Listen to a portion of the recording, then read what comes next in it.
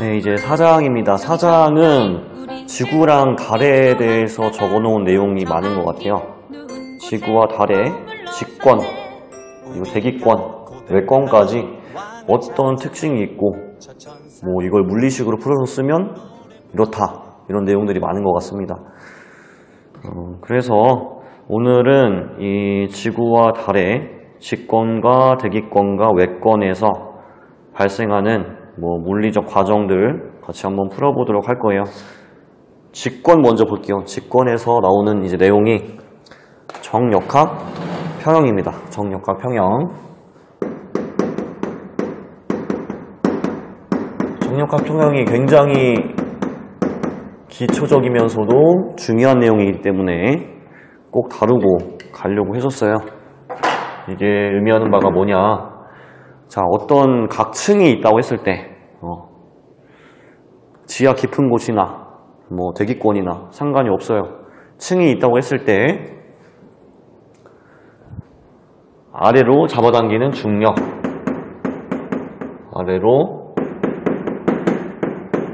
잡아당기는 중력,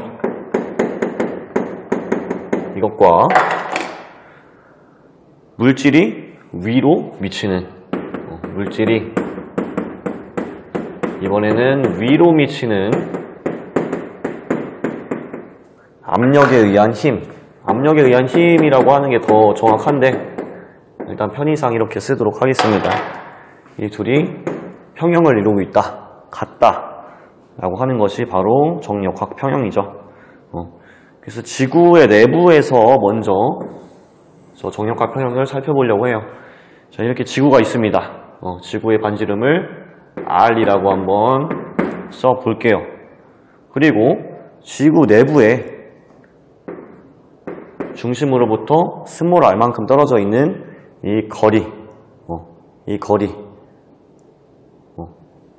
r만큼 떨어져 있는, 스몰 r만큼 떨어져 있는 구를 한번 생각을 해보겠습니다. 구.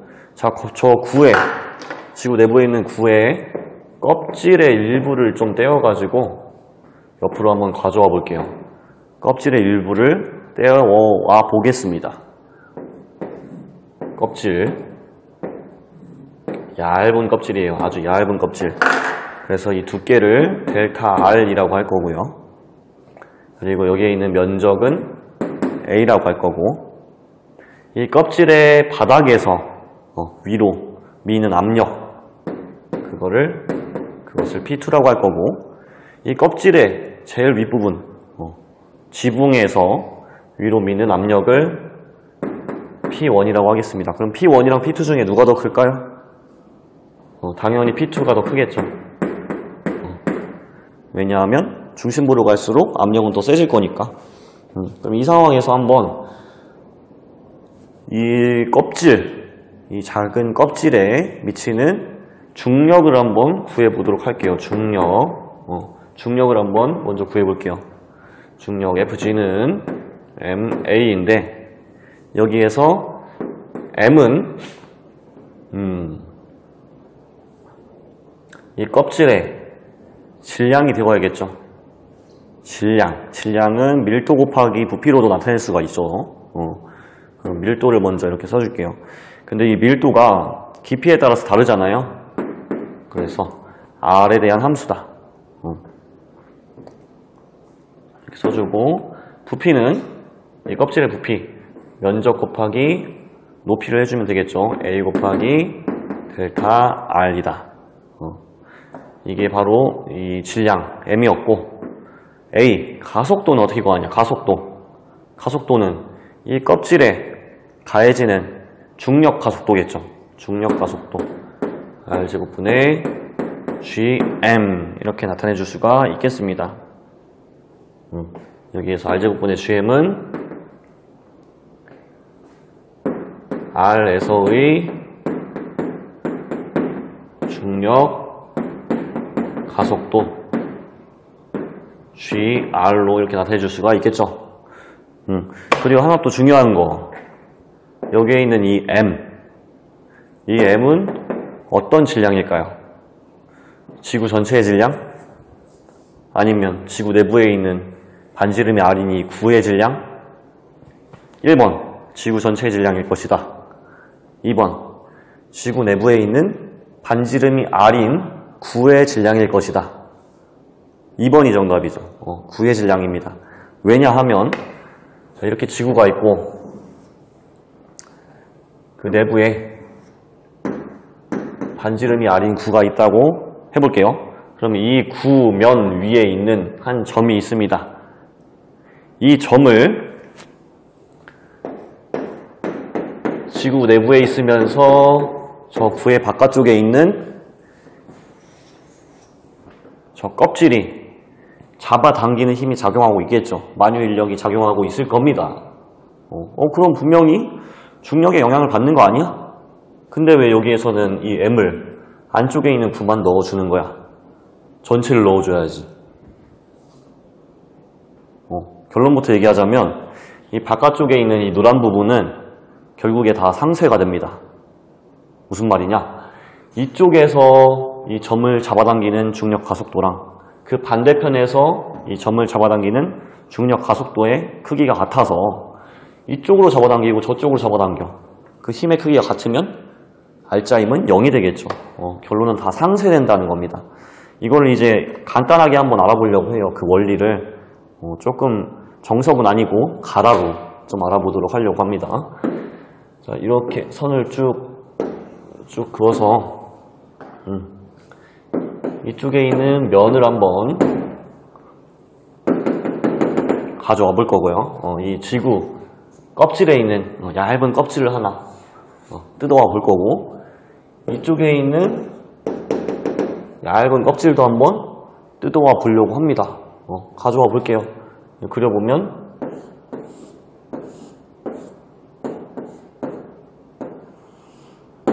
이렇게 되겠고, 저기에 있는 면을 한번 가져와 보면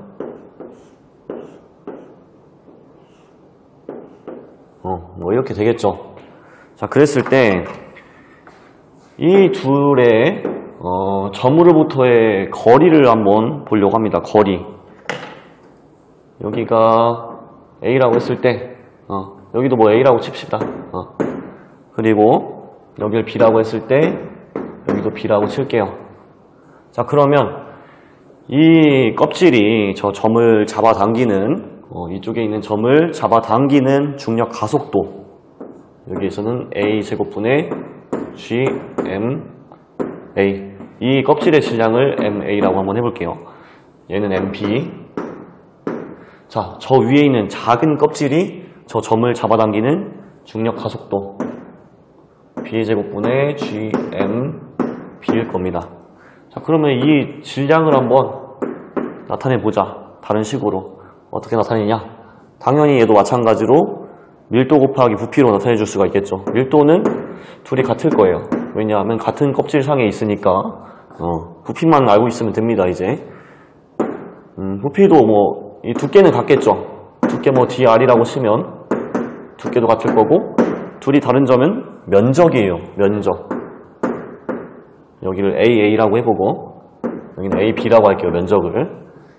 자, 그러면 이 둘의 이 면적 값의 비율은 몇 대 몇일까요? 비율은 몇 대 몇일까? 힌트. 여기에서 닮음을 한번 찾아보세요. 닮은 꼴이 있습니다. 닮은 꼴. 닮은 꼴 찾았나요? 이 면적을 구하기 위해서 한번 한 변의 길이부터 한번 B를 찾아볼게요. X 대 Y는 몇 대 몇일까요? A 대 B겠죠. 닮은 꼴에 의해서 X 대 Y는 A 대 B다. 그러면 면적의 비율은 A제곱 대 B의 제곱이 있겠죠. A제곱 대 B의 제곱. 그래서 분모의 B제곱이 있고 분자의 B제곱이 있고 분모의 A제곱이 있고 분자의 A제곱이 있고 하니까 결국에는 다 없어져서 얘가 이 점을 잡아당기는 중력 가속도랑 저기에 있는 친구가 이 점을 잡아당기는 중력 가속도를 크기를 구해봤더니 둘이 결국에 같더라.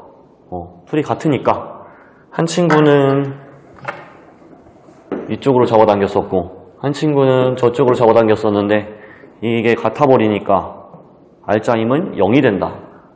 그래서 여기뿐만 아니라 모든 면을 다 이런 식으로 해봐도 다 서로 상쇄가 돼요. 이 얇은 껍질뿐만 아니라 이 노란색 전체 부분을 다 해봐도.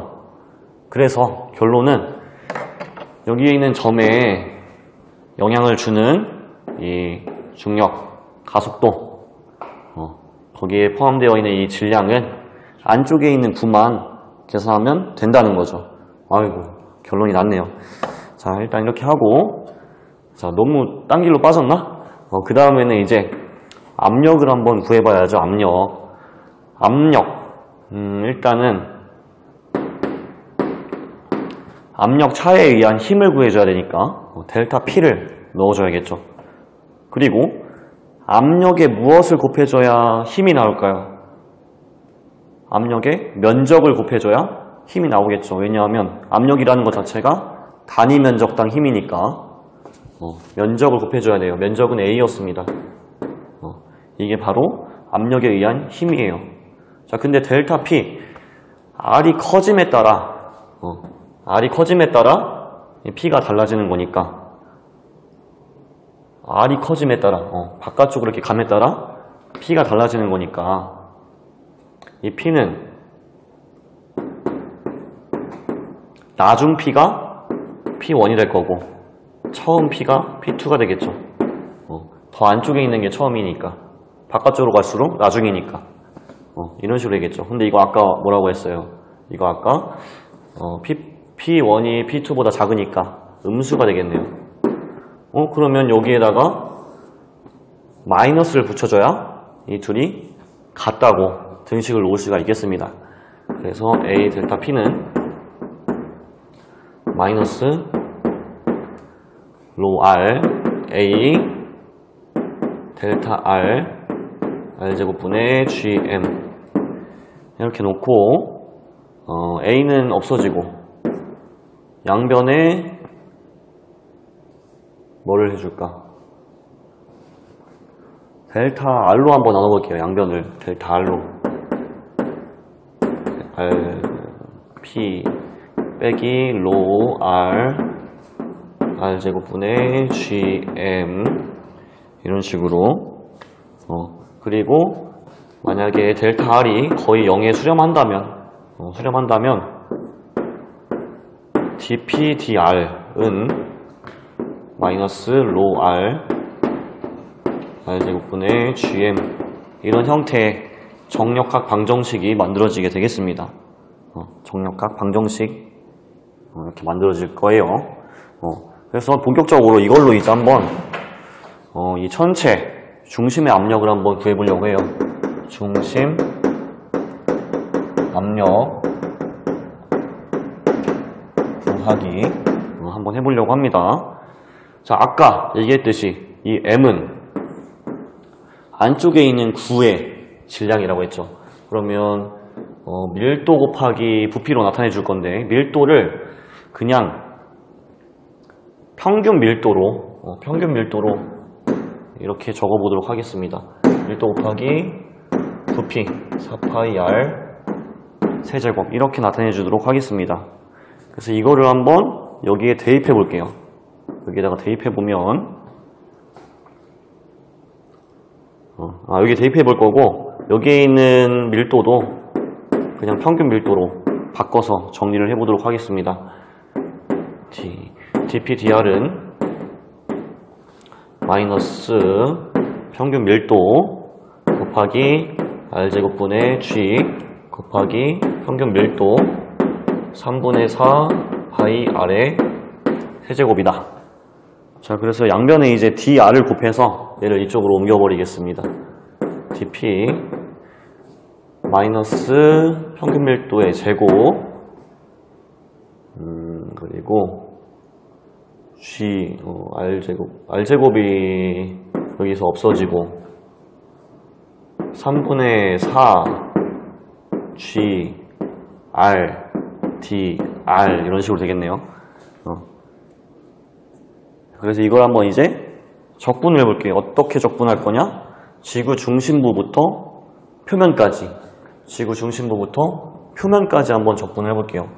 지구 중심부터 표면까지 적분을 한다는 거는 R이 0에서부터 R까지 되도록 적분을 한다는 거죠. 그리고 R이 0일 때, 즉 지구 중심부일 때의 압력을 PC라고 둘 거고, 지구 표면에서의 압력을 PS라고 한번 두도록 하겠습니다.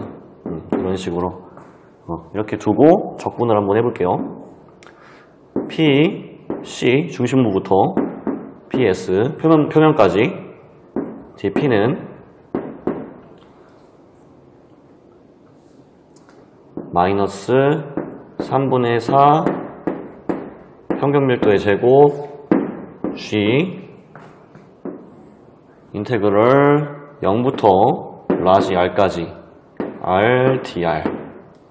이걸 계산을 해주면 일단 좌변은 PS 빼기 PC는 여기 계산 마이너스 3분의 2 평균밀도의 제곱 G R의 라지 R의 제곱. 다시 쓰자. 라지 R의 제곱. 이렇게 나오나요? 이렇게 나오죠. 근데 표면에서 지구의 표면에서 압력은 거의 뭐 0에 수렴한다고 칠 겁니다. 왜냐하면 저 중심부에 비해서 굉장히 작기 때문에 얘는 거의 0에 수렴한다. 그래서 이제 양변에 마이너스 곱해주면 중심부에서의 압력은 3분의 2 평균밀도의 제곱 G R의 제곱. 근데 이 과정에서 하나의 이제 부족한 점이라고 하면 밀도를 평균 밀도로 가정했다는 거죠. 실제로는 깊이에 따라서 밀도는 계속 변하는데 여기에서는 이제 지구 전체적으로 내부의 밀도가 균일하다고 가정을 하고서 푼 거기 때문에 실제랑은 조금 차이가 있습니다. 어쨌든 이렇게 해서 천체의 중심부의 압력을 조금 비교적 간단하게 구할 수 있다는 거 알아봤습니다. 네, 직권하면 또 빼놓을 수 없는 게 이제 방사성 붕괴죠. 방사성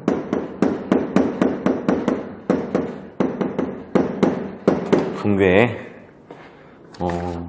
지구 내부에서 암석을 하나 채취해가지고 이 암석의 나이를 구하는 과정. 어떻게 나이를 구할까? 지구의 나이는 어떻게 알 수 있을까? 바로 그 비밀은 방사성 붕괴에 담겨 있습니다. 자, 방사성 붕괴라는 거는 이제 어떤 원소가 일정한 반감기를 가지고 붕괴가 되어서 다른 원소가 되어버리는 거죠. 그 과정을 이제 방사성 붕괴라고 하는데, 그러면 아직 붕괴하기 전인 방사성 원소가 하나 있다고 했을 때 그 원소의 개수를 한번 n이라고 해볼게요. 방사성 원소의 개수를 n. 자, 그랬을 때 dt라는 시간 동안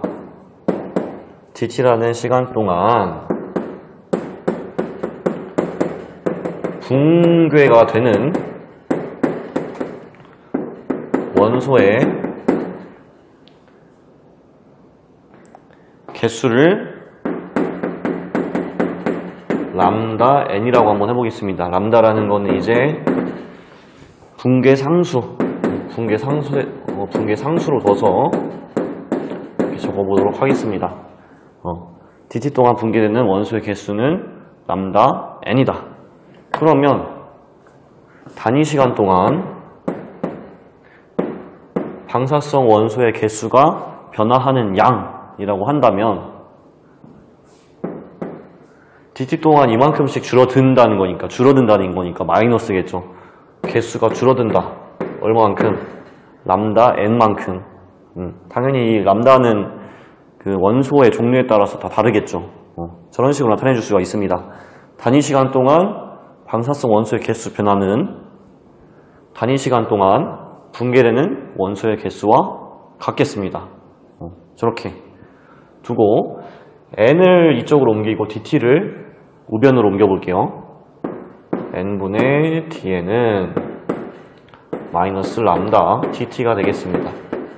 자, 그럼 뭔가 딱 보이죠? 벌써? 뭔가 적분을 해야겠다라는 느낌이 벌써부터 딱 들 겁니다. 적분을 한번 해봅시다. 적분, 인테그럴 n분의 1 dn은 마이너스 람다 인테그럴 dt 적분해주면 n은 마이너스 람다 t 람다 t 플러스 상수 부정적분이기 때문에 상수가 들어가야겠죠. 그럼 이 상수가 뭔지 한번 구해보자. 어떻게 구할 거냐? t가 0일 때 제일 처음에 방사성 원소의 개수는 n0다라고 가정을 하고서 한번 대입을 해볼게요. t에는 0을 넣을 거고 n은 n0 ln n0가 상수네요. 그러면 상수에 그냥 대입을 해주면 되겠다. 그래서 일반식을 한번 세워보면 ln n은 마이너스 람다 t 플러스 ln n0다 라는 식이 나오게 됩니다. 자, 그러면 ln0를 한번 좌변으로 옮겨보도록 할게요. ln n 빼기 ln 0는 마이너스 람다 t다. 얘네 합쳐줄 수 있죠. ln n0분의 n은 마이너스 람다 t다. 그러면 얘를 이제 지수함수로 한번 바꿔보겠습니다. 지수함수로 바꾸면 n0분의 n은 2 빼기 2 마이너스 람다 t 제곱 이런 식으로 나타내 줄 수가 있겠습니다. 여기까지 이해하기 어려울 게 없죠? 자, 그러면 본격적으로 반감기에 따른 개수 변화를 한번 살펴보기 위해서 반감기를 토크라고 한번 해볼게요. 토크. 반감기는 토크야. 이제부터 이 토크라는 시간 동안 개수가 어떻게 돼야 돼요? 개수가 처음에 절반이 되어야 합니다. 2분의 1 n0가 되어야 한다. 토크라는 시간이 지나면 얘가 반감기인데 토크라는 시간이 지났을 때 개수는 절반이 되어야 한다. 이걸 그대로 대입시켜주면 2분의 1은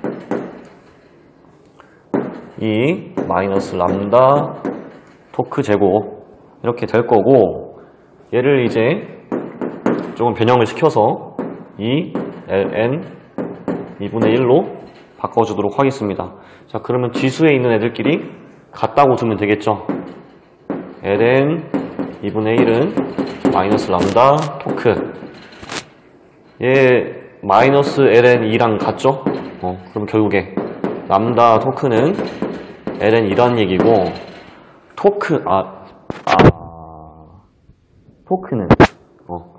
토크는 람다분의 ln 2다. 이렇게 해가지고 요 붕괴상수를 알고 있으면 반감기를 구할 수 있고, 반대로도 되죠. 반대로 붕괴상수는 토크분의 ln 2. 자, 이걸 이제 그냥 저기에 대입시켜 줍니다. 일반식에다가 대입시켜 주면 거꾸로도 가능하다는 거죠.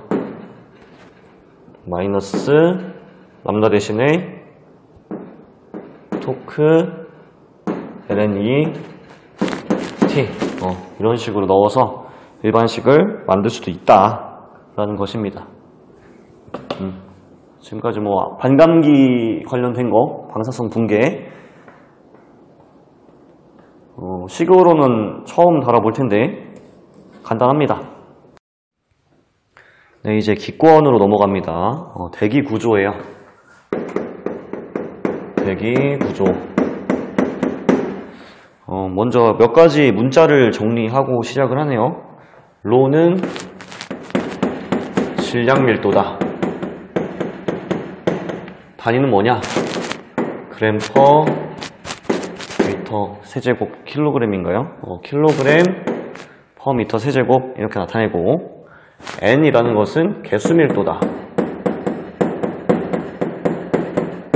엄연히 다른 겁니다. 개수 밀도라고 하면 로를 M으로 나눈 값이고, 단위는 개 퍼 미터 세제곱. 여기에서 M이라고 하는 거는 대기의 평균 분자량이라고 합니다. 대기의 평균 분자량.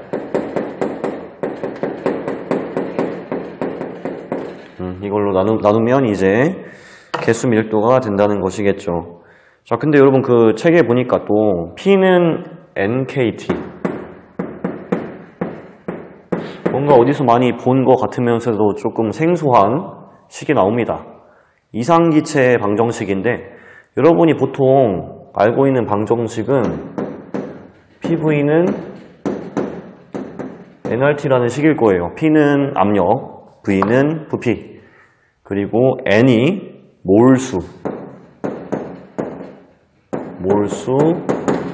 여기에 있는 R이 이상기체 상수, 그리고 T가 절대 온도죠. 보통 알고 있는 식은 이거일 건데, P는 NKT는 또 뭐냐? 다른 식이냐? 같은 식입니다. 같은 식인데 조금 변형을 시킨 거예요. 여기에 있는 이상기체 상수는 볼츠만 상수 곱하기 아보가드로 수를 곱한 값입니다. 여기에서 K라는 거는 볼츠만 상수, NA라는 값은 아보가드로 수. 자, 그럼 이걸 한번 R에 대입해 볼게요. 그럼 PV는 N 곱하기 NA 곱하기 K 곱하기 T, 이런 식으로 나오게 되고, 지금 몰수에다가 아보가드로 수를 곱해준 거니까 결국에 얘는 뭘 나타내냐면 기체 분자 총 개수를 나타내겠죠. 몰수에다가 아보가드로 수를 곱해줬으니까 분자 개수를 그냥 얘기하는 거예요. 그럼 이렇게 나왔죠? PV는 얘를 뭐라고 표현해주면 좋을까? N으로 표시를 해줄게요. PV는 NKT다. 자, 그러면 양변에 이제 V를 한번 나눠볼게요. V. P는 V분의 NKT다. 여기에 있는 V분의 N이 지금 개수를 부피로 나눈 거죠. 그러니까 단위 부피당 개수 밀도랑 같은 값입니다. 여기에 지금 N이 들어와 있는 거예요. 근데 헷갈리면 안 되는 거, 여기에 있는 몰수, 얘도 스몰 n인데 다른 거예요. 쟤랑 헷갈리면 안 됩니다. 여기에 있는 n은 개수 밀도다. 이렇게 나온 식이라는 거죠. 넘어가도록 하겠습니다. 여기는 뭐 간단하게 하고. 자, 그래서 정력학 평형 아까 봤죠? 지구의 내부에서도 정력학 평형이 성립을 하지만 대기에서도 성립을 합니다. 정력학 평형 계속 나와요. 끝이 없습니다. 이거 계속 나와요. 중요한 거예요. 정력학 평형 식을 잠깐 써보면 dp dr은 마이너스 로 r 곱하기 r제곱분의 gm이다. 정력학 평형 공식이 여기 이렇게 나와 있죠. 자, 여기에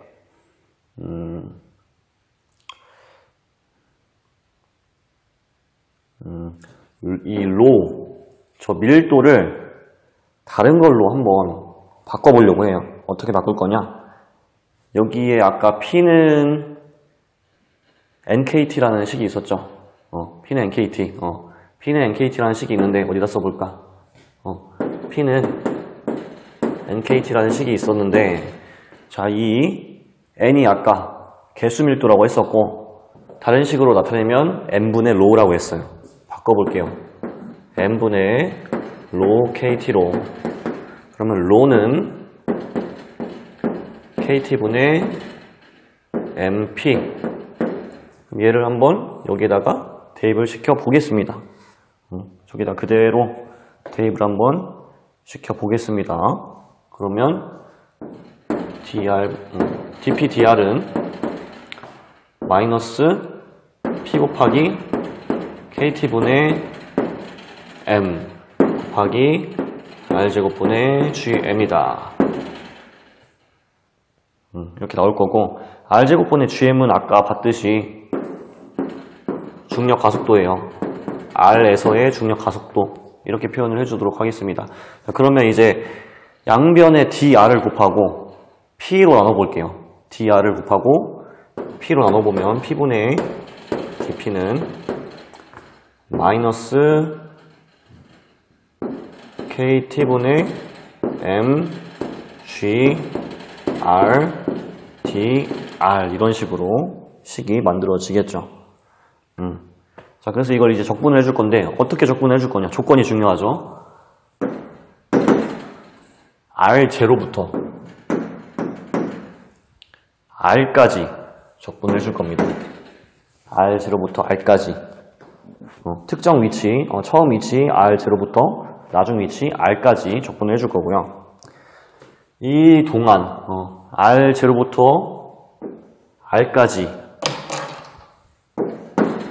그 위치에 있는 동안에 G와 T와 M은 모두 상수라는 가정을 한번 세워보겠습니다. 이걸 가정으로 해서 G랑 T랑 M은 상수다라는 가정을 두고 R0부터 R까지 한번 적분을 해보려고 해요. 자, 그럼 이거 한번 그대로 적분해 볼게요. P, R0일 때 P, 그리고 R일 때 P, P분의 1, dP. 자, 아까 G도 상수라고 했으니까 K는 당연히 상수고 T, M, G 다 상수라고 했으니까 그대로 앞으로 그냥 나오고 계산의 편의를 위해서 그렇게 한 거예요. 인테그럴 R0부터 R까지 dr 계산을 해주면 얘는 적분하면 lnp가 될 테니까 lnp 이런 식으로 되고 그 다음에 오른쪽을 한번 적분을 해주면 kt분의 mg r 빼기 r0 이렇게 계산이 될 겁니다. 이걸 한번 지수함수의 형태로 바꿔보도록 하겠습니다. PR0분의 PR은 2 마이너스 KT분의 MG R 빼기 R0. 자, 여기서 이제 R 빼기 R0는 H라는 높이로 두고 그리고 MG분의 KT를 라지 H로 얘는 높이 척도죠. 높이 척도. 높이 척도라는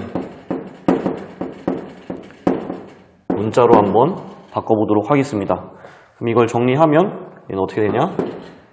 이 마이너스 높이 척도분의 H 이런 형태로 바뀌게 됩니다. 그래서 양변에 PR0를 또 곱해주면 결론 PR은 PR0 곱하기 이 마이너스 높이 척도분의 H다. 이게 바로 여러분이 그토록 구하고 싶었던 기압 방정식이에요. 이게 바로 기압 방정식. 근데 교재에 보면 pH와 pH0로 나타나 있는데 이게 어떻게 바뀌는지 그 과정은 아직 찾지를 못했어요. 왜 갑자기 이렇게 바뀌는지 모르겠어. 너무 뜬금없이 pH는 pH0 이렇게 나와가지고 그건 잘 모르겠네요. 네, 이제 마지막 외권으로 갑니다. 외권에서는 이제 베넬런대에 있는 하전입자 운동을 다룹니다. 사전입자 운동. 대표적으로 양성자랑 전자가 있죠. 여기에서 이제 나오는 게 중요한 게 하나가 있어요. 로렌츠 힘의 법칙이라는 게 있습니다. 이게 무슨 법칙이냐? 전하 Q인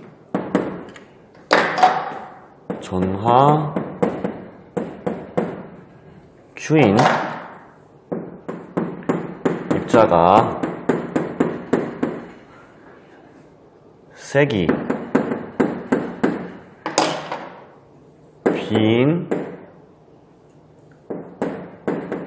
자기장에 있을 때 자기장 속에서 속도 V로 움직이고 있습니다. V로 움직일 때 받는 힘, 그게 바로 F다. 이걸 이제 공식으로 적으면 F는 Q가 이제 전하고 Q V 외적 B 이런 식으로 나타냅니다. 이것도 이제 벡터로 이렇게 나타낼 수가 있겠죠. 그래서 이걸 이제 뭐 입체로 그려서 표현해보면 3차원을 이렇게 그렸을 때 여기가 이제 다 직각이겠죠. 직각. 이렇게 직각. 이렇게 다 직각이라고 하면 여기가 B이고 여기가 V이고 이런 식으로 있을 때 이쪽이 이제 힘의 방향이 된다. 우리 오른손 또 들어볼까요? 오른손 V에서 B로 감아야 돼요. 이렇게 감겠죠. 그러면 저 뒤쪽이 힘 F가 되겠죠. 이런 식으로. 자, 근데 이쪽 방향이 힘인 경우에는 어디까지나 이 Q 전하가 양수일 때, 즉 누구일 때? 양성자랑 전자 중에서 양성자일 때 성립하는 것이고 Q가 음수일 때도 있죠. 언제예요 이거는? Q가 음수일 때 전자일 때죠. 하전 입자가 전자일 때는 힘이 저 반대쪽이더라. 왜냐하면 이 Q에 지금 부호만 바뀐 거잖아요. 그러니까 이쪽 방향에서 반대 방향이 될 테니까 이렇게 나타나겠죠. 여기까지 이해되죠? 자, 그러면 이제 상황을 한번 가정을 하나 해볼게요. 자기장의 방향이 이쪽 방향일 때 이 자기장 주위를 이렇게 회전운동하고 있는 전자가 있다고 해볼게요. 전자가 이 자기장 주위를 이렇게 회전운동을 하고 있는 상황입니다. 이 경우에 V의 방향과 B의 방향을 확인해서 외적을 하면 이 힘의 방향을 구해낼 수가 있겠죠. 그럼 한번 해볼까요? 전자가 예를 들어서 여기 있다고 가정을 해볼게요. 여기 이 위치에 있으면 속도의 방향은 이 오른쪽이겠죠. 오른쪽. 그리고 자기장의 방향은 저 위쪽이니까 다시 오른손을 들어서 이렇게 감습니다. 감아요. 이렇게 감아. 그러면 힘의 방향이 지금 엄지손가락이 어디로 가 있어요? 칠판에서 뚫고 나오는 방향이죠. 근데 문제는 전자는 전하가 음수라는 거죠. 그래서 반대 방향이죠. 반대 방향. 여기에서 칠판을 뚫고 들어가는 방향이에요. 힘의 방향은 저 안쪽으로. 저 안쪽으로 이렇게 그려주면 되겠습니다. 이게 힘의 방향이다. 한번 여기에서도 해볼까요? V가 저 뒤쪽일 때 뒤쪽에서 이렇게 감아. 이렇게. 근데 전하가 음수니까 엄지손가락의 반대 방향이 힘의 방향이겠죠. 이쪽이 힘의 방향일 겁니다. 그러면 어디에 있든지 이 원 궤도에서 전자가 어디에 있든지 항상 이 안쪽으로, 궤도 안쪽으로 힘을 받게 된다는 거죠. 결국에 뭐가 존재한다? 구심력이 존재한다는 거죠. 구심력이 존재한다. 하나의 상황을 더 해볼게요. 예를 들어서 마찬가지로 자기장이 있습니다. 근데 이번에는 반대 방향으로 회전을 하는데 누가 회전하냐? 이번에는 양성자가 회전을 한다고 해봐요. 양성자가 여기 위치에 있다고 가정을 해보겠습니다. 그러면 속도의 방향은 이쪽이겠죠. 그럼 이렇게 감아요. 이렇게. 여기가 V니까. 여기가 V고 저기가 B니까 이렇게 감으면 엄지손가락이 칠판을 뚫고 들어가는 방향 쪽으로 이렇게 되죠. 양성자도 마찬가지로 어느 궤도에 있든지 이 힘의 방향이 항상 궤도의 안쪽으로 작용을 하고 있다. 즉, 이 원궤도 운동의 구심력으로 작용하고 있다. 자, 그러면 이 궤도의 반지름을 한번 R이라고, 여기도 R이라고 이렇게 가정을 해보면 Q, V, B라는 저 힘은, 이 힘은 결국에 구심력과 같다는 식을 세울 수가 있습니다. 이 식 일단 여기까지만 기억해 주세요. 자, 그러면 우리가 이번에는 일 저번에도 했지만 일에 한번 초점을 두고서 이 상황을 볼 거예요. 과연 이 자기장이 이 하전 입자들한테 일을 해줄 수 있을까? 일을 해줄 수 있을지 없을지 한번 그걸 따져볼 거예요. 이걸 왜 따지냐면 만약에 자기장이 하전 입자에 일을 해줍니다. 일을 해준다는 거는 그 운동 에너지를 변화시킬 수 있다는 거잖아요. 굉장히 중요한 문제이기 때문에 운동 에너지를 이 자기장이 변화시킬 수 있는지 없는지 그걸 한번 따져보려고 합니다. 우리 저번에 구했던 거 어떻게 구했냐면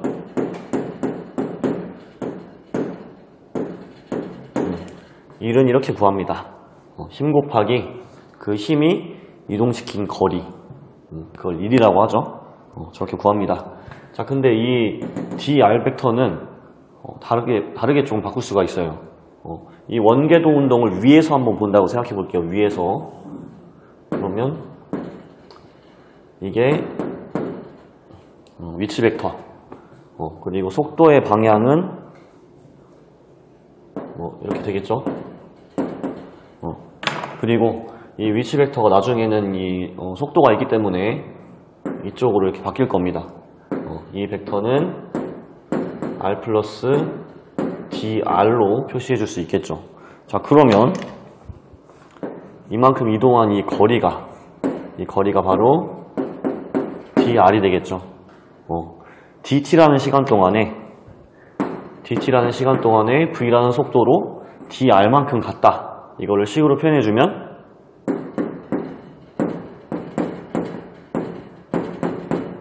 이런 식으로 표현이 될 겁니다. 그래서 이거를 한번 여기에 대입을 해주겠습니다.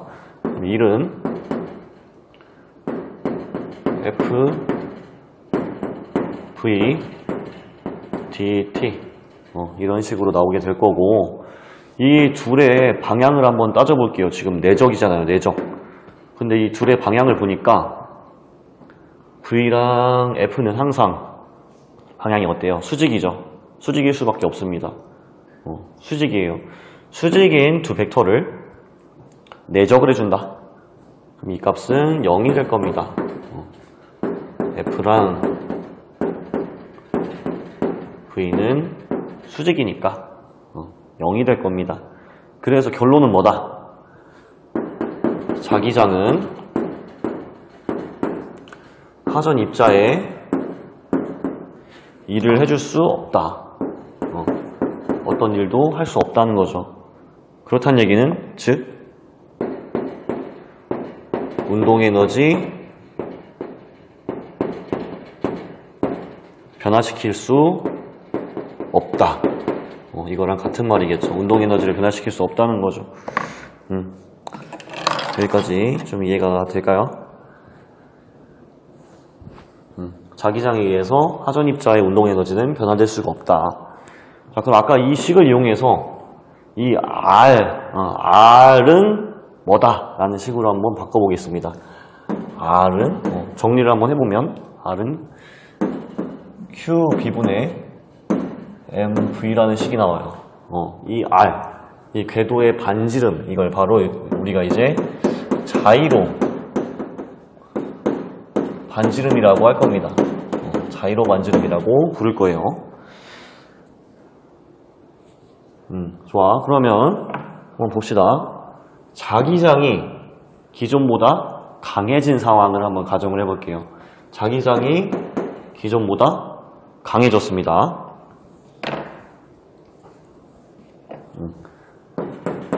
자기장 세기, 즉 B가 전보다 강해졌다. 그럼 분모가 지금 커졌으니까 R은 어떻게 되겠어요? R. 자이로 반지름인 R은 작아지겠죠. 자이로 반지름 R은 작아진다. 자, 그럼 지금 원궤도 운동에서 R이 작아져 버렸습니다. 근데 강운동량은 보존되어야 해.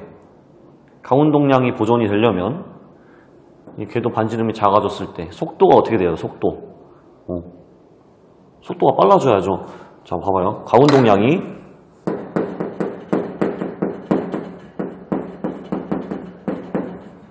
강운동량이 이제 보존이 돼야 돼. 근데 궤도의 이 반지름이 줄어들었대요. 그럼 속도가 빨라져야 돼. 근데 아까는 저 자기장에 의해서 입자의 운동 에너지가 변화될 수 없다고 했어요.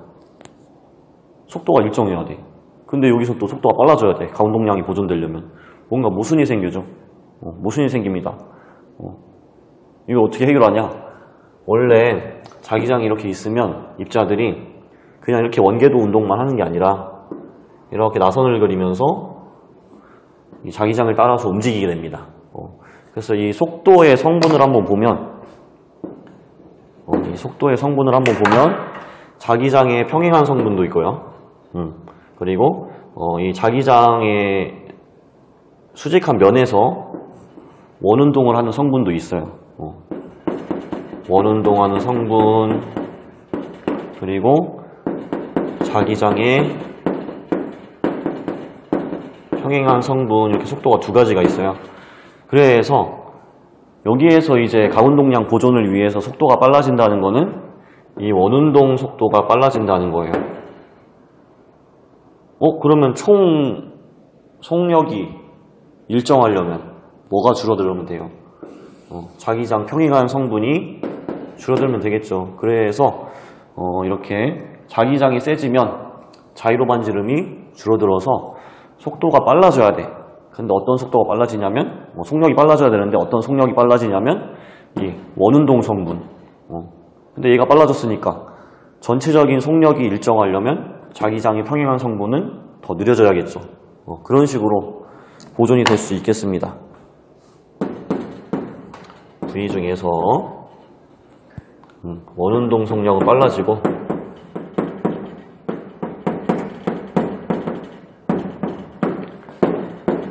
자기장의 평행한 속력은